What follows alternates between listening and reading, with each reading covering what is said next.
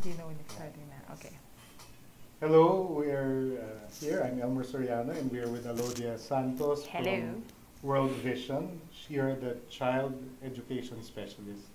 Yes, technical advisor for Technical education. Okay, and we're here to shoot a series of videos on the potentials of social impact bonds for youth. Okay, but for starters, Alodia, can you tell us about just the youth sector and how interventions are Sure.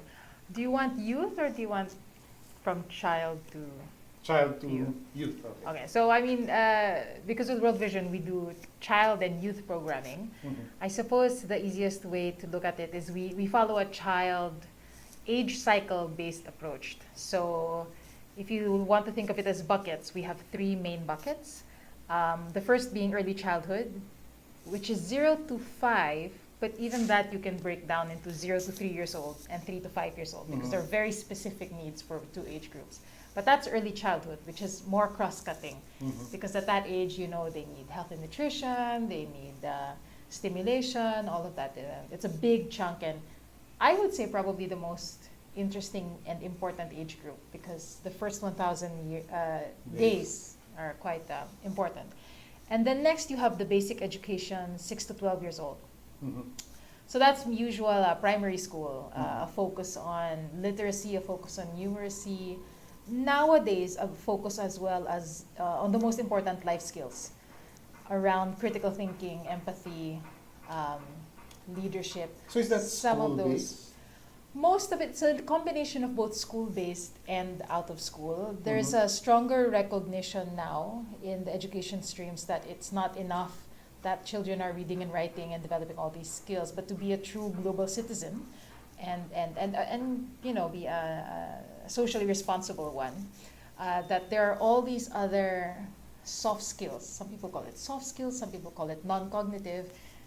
For lack of a better word, let's just say life skills. But these are the skills basically like critical thinking, social responsibility, empathy, that basically make living together a bit more easier for everybody to kind of achieve well-being, kumbaga. So that you're not a troublemaker kid. Oh yeah, so I mean, in a way, this is the root, or lack of empathy, parang root siya of a lot of conflict, Para a hindi lot maging of terrorist yung understanding. bata. Exactly.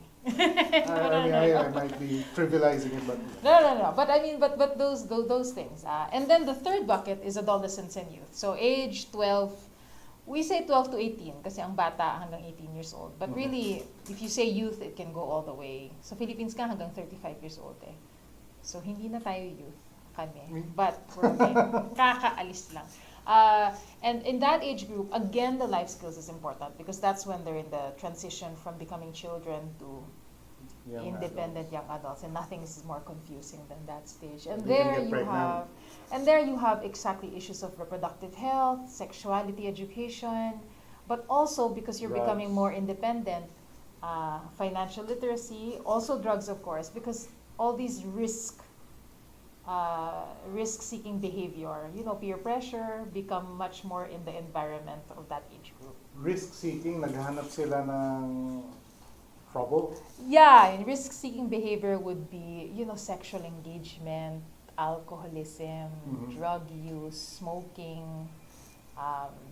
Not naman na naghahanap sila ng trouble, but then it becomes more prominent sa kanilang environment because of fear, because of the age, because of, you know, they're now more capable of things. Yun, so 3 buckets, ganun yung programming at least namin with World Vision. And I don't think we're alone. A lot of other NGOs and child-focused agencies have that kind of thinking then. There's early childhood, there's basic education, literacy, numeracy, and then there's this whole chunk of adolescents and youth programming, usually with life skills, usually to address reproductive health and sexuality, or getting them ready for employment and financial independence. Okay.